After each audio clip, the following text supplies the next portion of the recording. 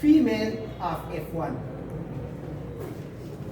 इसको जब जीनोटिफिकली करेंगे 100% क्लियर होगा, लेकिन फिनोटिफिकली अगर समझ जाए तो जीनोटिफिकली बहुत आसान फिर लगेगा. ठीक है. अब देखिए रेड आइड मेल और रेड आइड फीमेल को जब इसने क्रॉस की in the F2 generation he got red eyed male, white eyed male, red eyed female, red eyed female. अब देखिए वही मानो हाइब्रिड वाला लॉ ऑफ सिग्रीगेशन मेंडल वाला 3:1 फिनोटिफिक रेशो आ गया, लेकिन वो जो 3:1 फिनोटिफिक रेशो आ गया वो मेल इंडिविजुअल में आ गया. अब यहां से ये कुछ एजम्पशंस करता है. एजम्पशंस देखिए, एजम्पशंस ऑफ मॉर्गन. पहला एजम्पशन इसका ये है कि the white eyed character it is a recessive character. और ये लग भी रहा है, देखिए वाइट आइड इसने ले लिया, इसको रेड आइड के साथ क्रॉस किया और सारे ऑफस्प्रिंग में रेड आइड कैरेक्टर आ गया. तो it means that the red eyed character is wild character, dominant character, while the white eyed character is a recessive character. तो इसका पहला assumption है कि white eye trait is a recessive character. Recessive character. दूसरा assumption इसका बहुत interesting है. दूसरा assumption ये कहता है कि the white eye trait it is a recessive trait and this trait it is found only on X chromosome. It is found only on X chromosome. तीसरा इससे भी इंटरेस्टिंग है. ये कहता है कि the male contain 1 X chromosome and the female contain 2 X chromosome. यानी यहाँ पे ये कहता है कि the males are XY and the females are XX. ठीक है. The male Drosophila is XY and the female Drosophila is XX. और ट्रेट किस पे मौजूद है? सिर्फ X क्रोमोसोम पे मौजूद है. अब चौथा एजम्पशन, अगर अलील रेसेसिव हो और वो X क्रोमोसोम पे मौजूद हो. ये एजम्पशन इसने क्यों दी?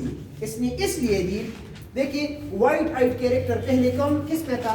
मेल में था ना.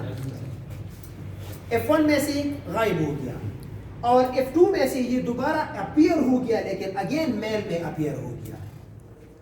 तो इसने कहा कि मेल में इसके चांसेस ज्यादा है अपीयर होने के, फीमेल में कम है.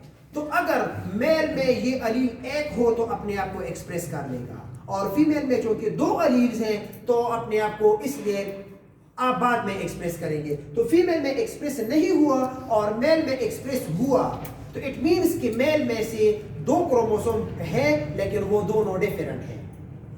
मेल में से 2 क्रोमोसोम है लेकिन वो 2 क्रोमोसोम डिफरेंट है, और फीमेल में 2 क्रोमोसोम है लेकिन वो सिमिलर है. तो XY और XX मैकेनिज्म को इस तरह इसने डिस्कवर किया कि the males they contain 2 6 chromosome but they are different from one another. एक X है और एक Y है, और ये रिसेसिव अलील सिर्फ X क्रोमोसोम पे मौजूद है, जबकि फीमेल में 2 X क्रोमोसोम मौजूद है. जब ये जीनोटिफिकली करेंगे, यही 2 क्रॉसेस जीनोटिफिकली करेंगे, 100% क्लियर होगा. ठीक है.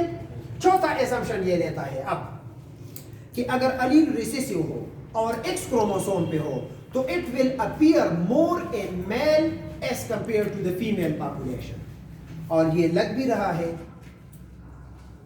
अलील रिसेसिव हो तो वो तो रिसेसिव है क्योंकि F1 में गायब हो गया, और फिर अगर X क्रोमोसोम पे मौजूद हो तो ये मेल पॉपुलेशन में ज्यादा अपीयर होगा. So it will appear mean या एक्सप्रेस. ठीक है. अपीयर और express more in male compared to females.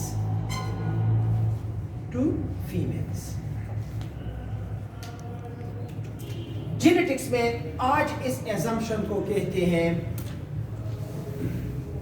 کہ if an allele is recessive, if it is present on X chromosome, if it expresses more in males as compared to female, so this allele is following criss-cross pattern.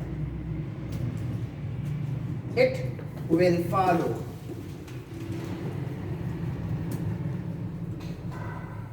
criss-cross pattern. اب کرس cross pattern کیا ہے؟ کرس cross pattern یہ دیکھیے،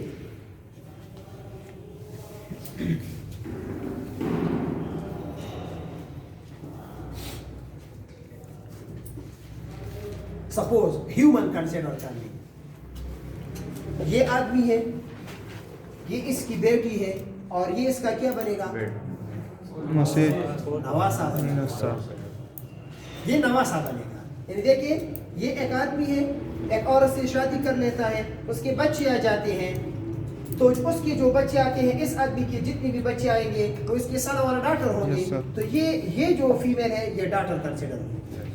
اور اب اگر اس female کی شادی ہوتی ہے اور اس کے بچے آتے ہیں، تو یہ جو بچے آئیں گے یہ اس آدمی کی کیا گرینڈ سنس یا گرینڈ ڈاٹر کنسیڈر ہوں گے. تو کرس کراس پیٹرن کیا ہے؟ وہ پیٹرن جس میں سے ایک الیل گرینڈ فادر سے ڈاٹر کو اور ڈاٹر سے گرینڈ سن کو منتقل ہوتا ہے. جینوٹیفکلی یہ شو کروں گا کہ الیل فادر سے ڈاٹر میں آئے گا اور ڈاٹر سے گرینڈ سن میں آئے گا. اس کو کہتے ہیں جینیٹکس میں کرس کراس پیٹرن.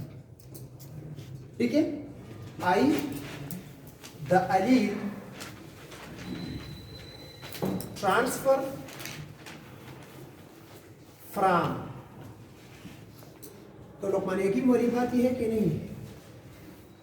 کراسس کو دیکھ رہا ہے اور ایزیوم کر رہا ہے اور سب کچھ کریکٹ ہے، اس کی جتنی بھی ایزمپشن ہے سارے کریکٹ ہے. the allele transfer from grandfather to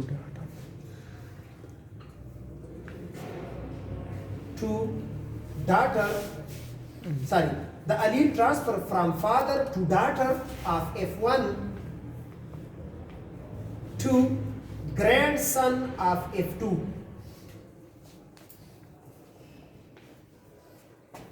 Grandson of F2.